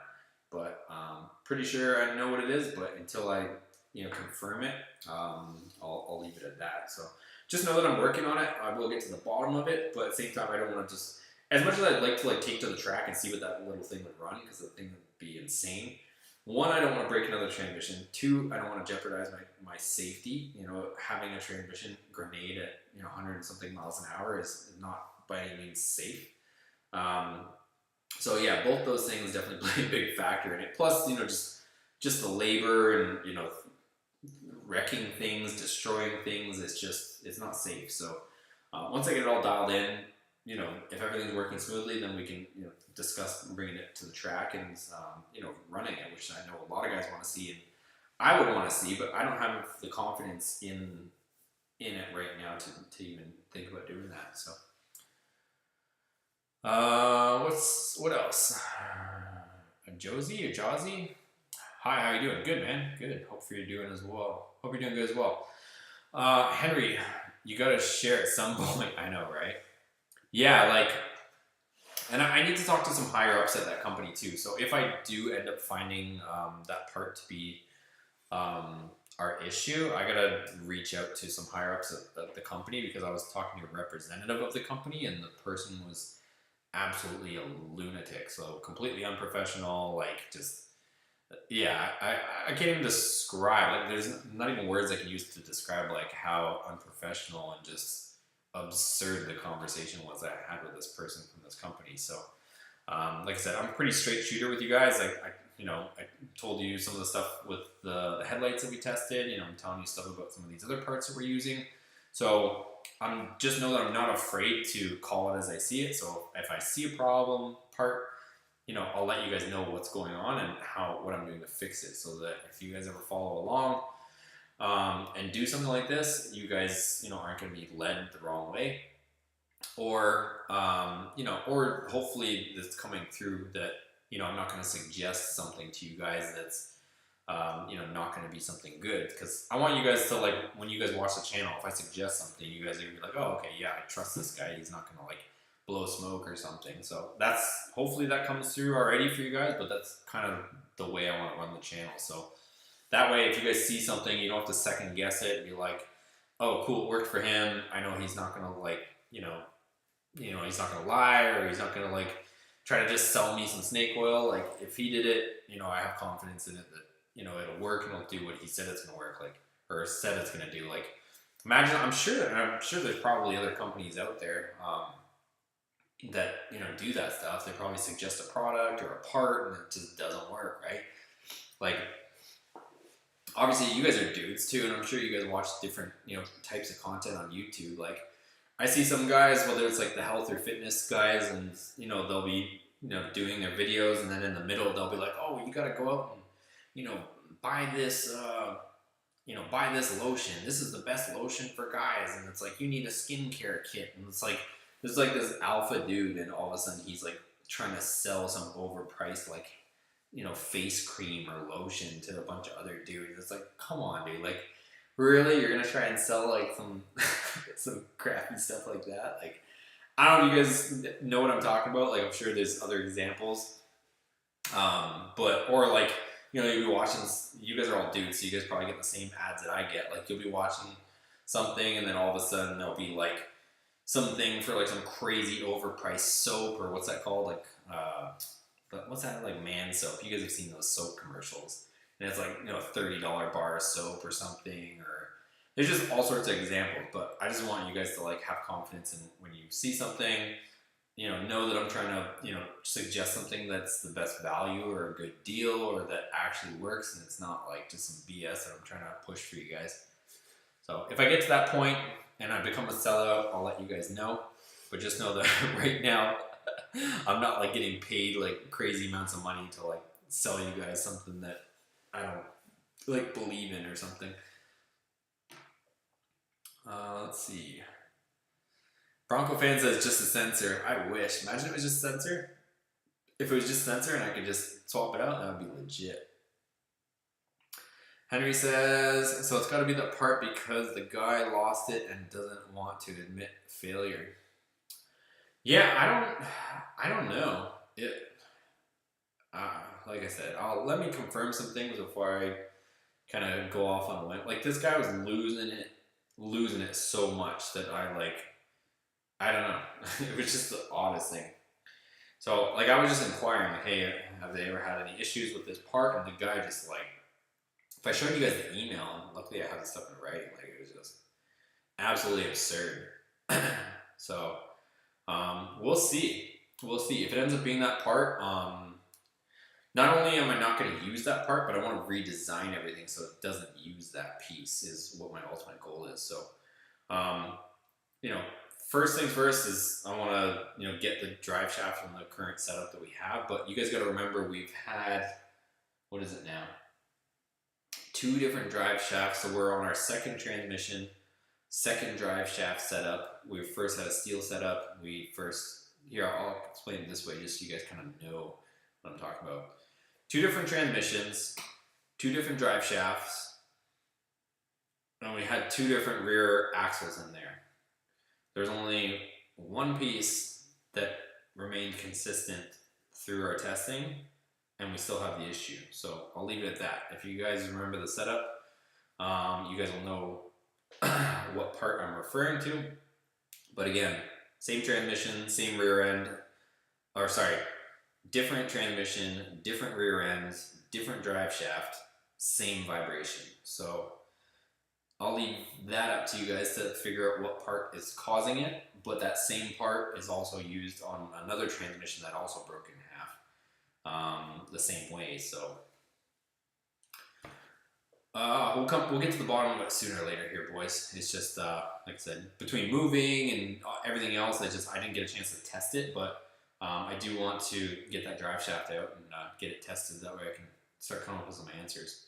But at the same time, I kind of almost don't want to send the drive shaft out because I kind of want to enjoy the truck. And you guys think about it, we went to a bunch of shows last year, and then I never really got to take the truck out and kind of just have fun with it. It's just, we went to a bunch of shows, we came back, then it was time to move, then the truck went in storage. I drove it maybe 2-3 times while it was in storage, and then that's it. Like, I haven't had time to enjoy it, so I kind of almost want to like leave it together, even though it's got a problematic vibration, and then just eventually send it off. But we'll see. Maybe I'll have some fun with it before I send it off. I think it's probably the better approach. Let's see. Ryan says, I just bought my own Dakota 2001 RT extended cab. Your videos are definitely the most helpful with being entertaining. At the same time, keep up the good work. Appreciate it, man. Yeah, hopefully you like you like the videos. I will say too, if you guys are on Facebook, the Dakota RT groups or forums, whatever you want to call them, on Facebook are extremely toxic. A bunch of those guys like have it out for me for whatever reason.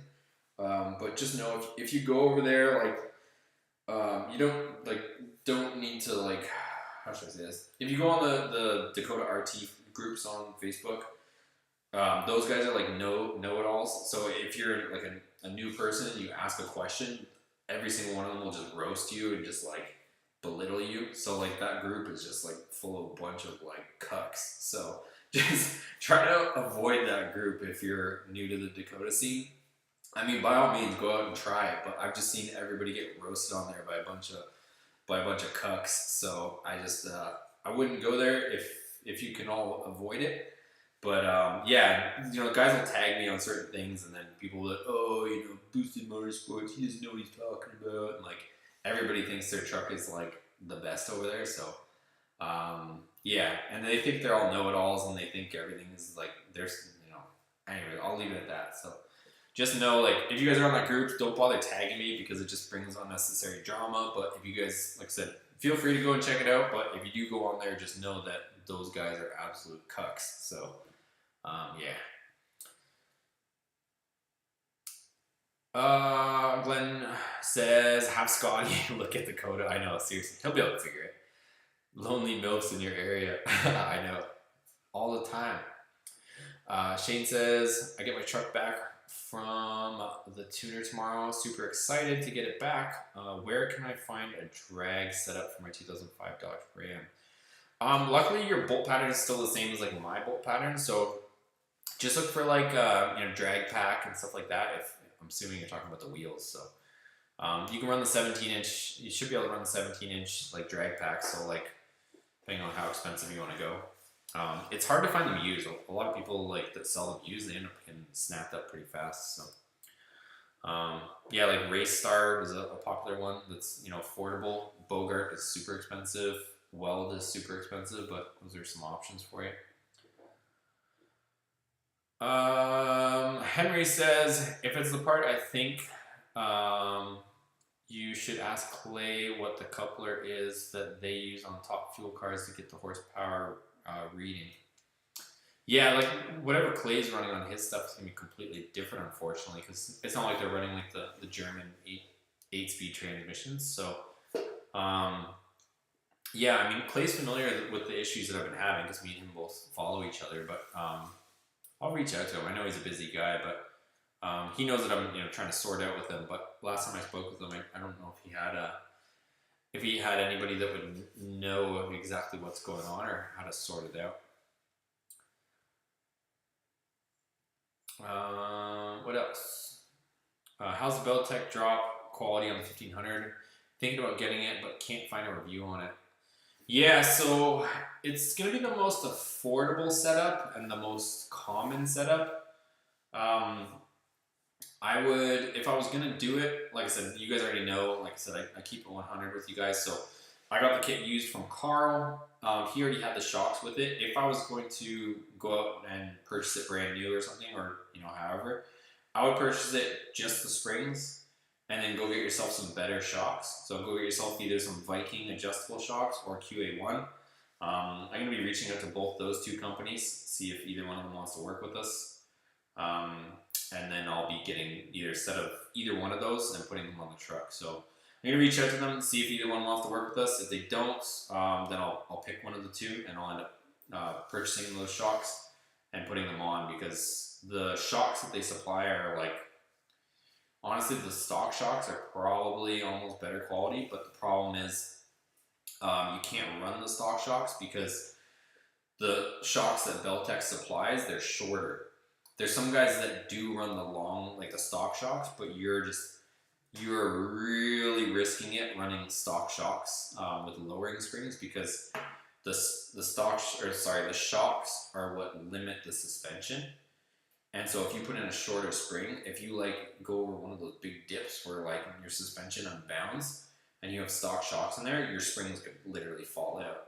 So yeah, you could sit there and put the stock shocks in and you could lower it down and everything would be all good and dandy. And most situations you're not going to be like hitting a Dukes of Hazzard jump where your springs are going to fall out. But if you hit like a big like bump, and you guys have all done it, everybody that's ever driven a car has had it happen where like you hit some big dip where like it feels like you lose gravity for a few seconds, your spring could literally fall out with the stock shocks. So you have to get something in there, but the Belltech ones are not the greatest. Like I said, the stock shocks are probably better quality, but you can't run the stock ones, so you're gonna have to get some better ones. And like I said, the two brands that I mentioned are which ones I would choose. And those are, we'll see which one I end up going with. But I would just get the Belltech kit and get upgraded shocks, and you should be half decent. Half decent. Charles says, your opinion on drilled and slotted rotors. For the most part, kind of a gimmick. I know a bunch of people will argue with me. The factory rotors are, they are vented. So a lot of times, like on like low end stuff where they're like, you see the physical drill through them with like the slot, it's not really needed. It's more of a cosmetic thing on like cheaper rotors. If you start getting into more expensive stuff, I know Power Stop makes some pretty nice looking ones. I would probably say those ones are half decent, but for the most part, if it's just like on a daily driver or something like that and you're like warping rotors, I would just say get like a better quality rotor, like a solid rotor, and get like a good pad. So best pads I've found so far are the Power Stop, the Z36. Those are like phenomenal pads. They don't make any brake dust. They bite really good, and I haven't had any issues with warping rotors with those pads, so the heat seems to be low. But the Power Stop does offer drilled and slotted rotors, which I kind of want to try out on the blue Ram. So I'll probably be trying those out. But yeah, hopefully that helps. If you're gonna do the drilled and slotted and you're talking Ram stuff like Ram 1500, I would try the Power Stop. But if you're talking just like my Eco Diesel, there's like no point. Like it's more just going to be like a cheese grater on your pads than performance, at least on the lower end stuff. Love the content, being here for a while. I've been waiting on delivery on a 22 Limited. Nice, it's a badass truck. Owned a lot of Rams, I love them. Finishing up my 70 Charger project. Any plans to dabble into any classics? Not any plans. I would like to. Not opposed to it. It's just right now we got so much stuff going on, and I'm having a lot of fun with the modern stuff. To be honest, like a lot of the classic stuff, it's been done over and over again, right? Whereas this newer stuff, a lot of guys, not everybody, I can't speak for everyone, but a lot of guys are scared of the computer stuff, whereas I'm not. So it's fun to like get in there and reprogram stuff, at least for me. Get in there, reprogram stuff, do some of the swaps that some people were, maybe scared to try like a year or two ago. It's starting to be a little bit more commonplace now, but yeah, right now I'm focusing on the newer stuff. But yeah, I'd be open to it in the future for sure. Just right now we got so many irons in the fire that I don't know that I'll get to it anytime just yet. Let's see. Yo, what's up? A little late to the chat. We definitely could use some Hellcoda content. You need to enjoy all that hard work before sending it back drive shaft. Yeah, I agree, man. So I'll, like I said, I'll probably hold off sending the drive shaft just yet. That way, like you said, I can enjoy it because it would be nice to enjoy it a little bit before we take it apart again. Shane says, thank you, Bubba. I appreciate you for real. No problem, man. Hopefully that helps. Hunter says, appreciate it. No problem. So yeah, I'm going to wrap this up. I had to get some food in me because I haven't had dinner just yet. I've just been non-stop all day between doing vehicle registration and phone calls and tree service and still filming for you guys. So a video will be coming out for you guys tomorrow. I filmed it today, edited it today, so that'll be coming out. Probably drop it a little bit earlier in the day than usual since it's already ready to go here. And then I'm going to try to get the stock axle back into the EcoDiesel so that I can get my built axle out. Built axle's coming out of the EcoDiesel to go into the blue truck. And lots of stuff on the way. And then I'll also start investigating the Hellcat seats going into the blue Ram. It'd be nice to get those in there. And yeah, we're going to start cooking on some stuff, pretty steadily here. So going to get more sorted out, organized in the shop. Once I get more organized in the shop, I can figure out where I want to put the lift. We can get a lift going. I can get a toolbox. I need a couch. I got all sorts of stuff. So lots of stuff on the way, guys. Appreciate it. Thanks again for the continued support. Give it a thumbs up before you take off if you haven't already. We'll see you guys on the next video. Have a good weekend.